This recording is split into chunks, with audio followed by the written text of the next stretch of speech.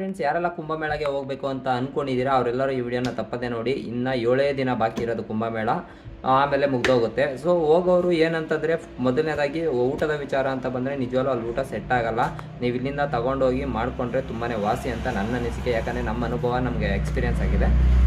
ಮತ್ತು ಇನ್ನೊಂದು ವಿಷಯ ಏನು ಅಂತಂದರೆ, ಅಲ್ಲಿ ಪಾರ್ಕಿಂಗ್ ಹತ್ರ ಹೋದರೆ ನಿಮಗೆ ಎಲ್ಲ ವ್ಯವಸ್ಥೆ ಇರುತ್ತೆ. ಅಲ್ಲಿಂದ ವೆಹಿಕಲ್ ಸಿಗುತ್ತೆ, ನಿಮಗೆ ಬೈಕ್ ಆಗಲಿ ಎಲೆಕ್ಟ್ರಿಕ್ ವೆಹಿಕಲ್ ಆಗಲಿ ಎಲ್ಲ ಸಿಗುತ್ತೆ, ತೊಂದರೆ ಇಲ್ಲ. ಅದು ವಾಕಬಲ್ ಇರುತ್ತೆ, ಅಂದರೆ ಅವರು ಫುಲ್ 10 ಗಂಟೆನೂ ಬಿಡೋಲ್ಲ, ಸ್ವಲ್ಪ ಒಂದು 2 ಕಿಲೋಮೀಟ್ರ್ 3 ಕಿಲೋಮೀಟ್ರ್ ವಾಕ್ ಮಾಡಬೇಕಾಗತ್ತೆ.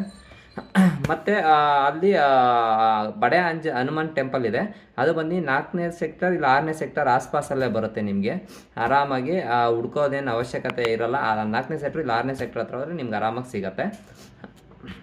ಮತ್ತು ಇನ್ನೊಂದು ವಿಚಾರ ಮೇಯ್ನ್ ಅಂತಂದರೆ ಏನಪ್ಪ ಅಂತಂದರೆ, ಅಲ್ಲಿ ಬಾರ್ಗೇನಿಂಗ್ ಅಂದರೆ ನಾವು ಒಂದು ಚೌಕಾಸಿ ಮಾಡೋ ಒಂದು ಕಲೆ ತುಂಬಾ ಇರಬೇಕಾಗುತ್ತೆ. ಯಾಕಂತಂದರೆ ಚೌಕಾಸಿ ಮಾಡಿದ್ರೆ ಮಾತ್ರ ಅಲ್ಲಿ ನೀವು ಹಣನ ಉಳಿತಾಯ ಮಾಡೋಕ್ಕಾಗುತ್ತೆ, ಇಲ್ಲಾಂದರೆ ಇರೋಬರೋ ದುಡ್ಡೆಲ್ಲ ಹೋಗ್ಬಿಡುತ್ತೆ. ಯಾಕಂದರೆ ಅಷ್ಟು ಕೇಳ್ತಾರೆ ಟ್ರಾವೆಲಿಂಗ್ಗೆ.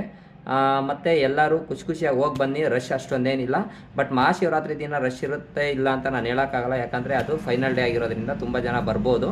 ಬಟ್ ಅದಕ್ಕಿಂತ ಮುಂಚೆ ಜನ ಯಾವ ರಶ್ ಏನಿರಲ್ಲ, ಆರಾಮಾಗಿ ಹೋಗ್ಬಿಟ್ಟು ಎಲ್ಲರೂ ಆರಾಮಾಗಿ ಬರ್ಬೋದು ಅಂತ ಹೇಳ್ತಾ ಈ ವಿಡಿಯೋನ ಮುಗಿಸ್ತಾ ಇದ್ದೀನಿ. ಈ ವಿಡಿಯೋನ ಎಲ್ಲರಿಗೂ ಶೇರ್ ಮಾಡಿ, ಹಾಗೆ ನಿಮ್ಮ ಫ್ರೆಂಡ್ಸ್ಗೂ ಕೂಡ ಶೇರ್ ಮಾಡಿ.